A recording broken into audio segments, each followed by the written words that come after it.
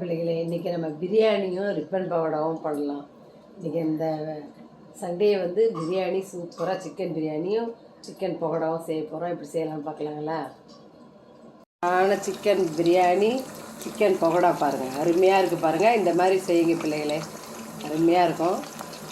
Chicken pakoda அருமை அருமை. பிரியாணி பாருங்கள், சூப்பராக பல பல பல பல பல பலன்னு இருக்குது பாருங்கள்.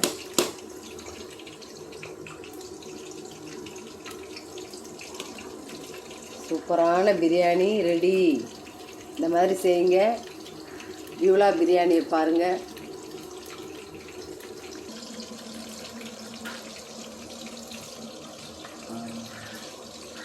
ஓகே, இன்றைக்கி சிக்கன் பிரியாணி சூப்பராக எப்படி செய்யுதுன்னு பார்க்கலாங்களா?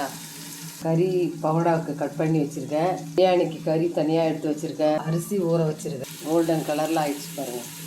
இஞ்சி பூண்டு விழுது போட்டு நல்லா வதக்கலாம், ஸ்மெல் போகிற வரைக்கும். இதே காஷ்மீர் மிளகாத்தூள் போட்டுக்கலாம். அடுத்து தக்காளி, தயிர் போட்டிருக்கேன் பாருங்கள்.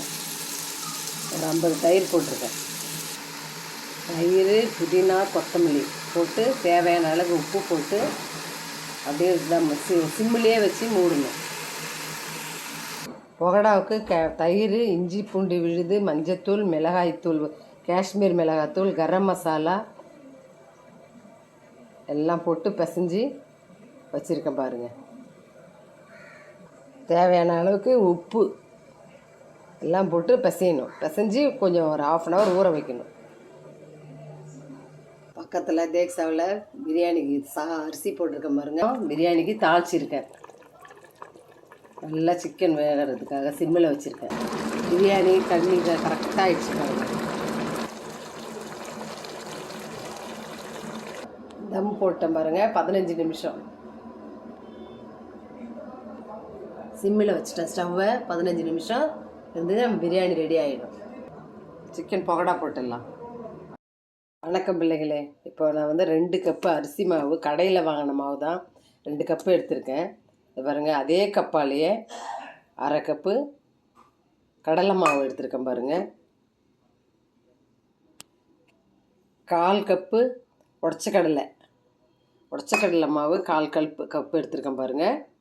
ஓலை பகோடா செய்கிறதுக்கு இப்போ ஓலை பகோடானவங்க அதை தட்டையாக முறுக்கு மாதிரி செய்யலாம். அந்த மாதிரி எடுத்து கொஞ்சம் சீரகம் இது பண்ணி போட்டிருக்கேன், கரைச்சி கையில் கசக்கி போட்டிருக்கேன். கொஞ்சம் பெருங்காயத்தூள், தேவையான அளவுக்கு உப்பு இதெல்லாம் போட்டு கொஞ்சம் எண்ணெய் சூடான எண்ணெயும் ஊற்றலாம். இல்லை நம்ம வந்து பட்டர் கொஞ்சம் சூடு பண்ணி ஊற்றலாம். பட்டர் வந்து சூடாக கொஞ்சம் காய்ச்சி இதை வருங்க, சூடாக ஊற்றிடலாம்.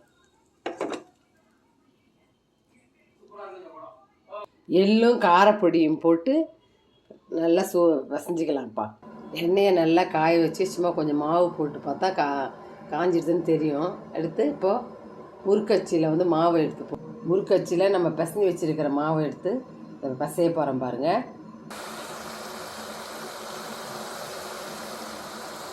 சூப்பராக புழிஞ்சிருக்கேன் பாருங்கள்.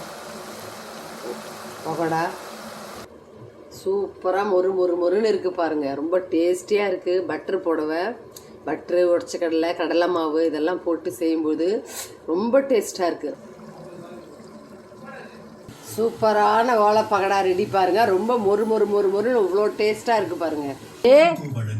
சூப்பராக இருக்கா? நல்லா இருக்கா? எப்படி இருக்குது சொல்லுங்கள். டேஸ்ட்டாக இருக்கா? ரொம்ப நல்லா இருக்கு.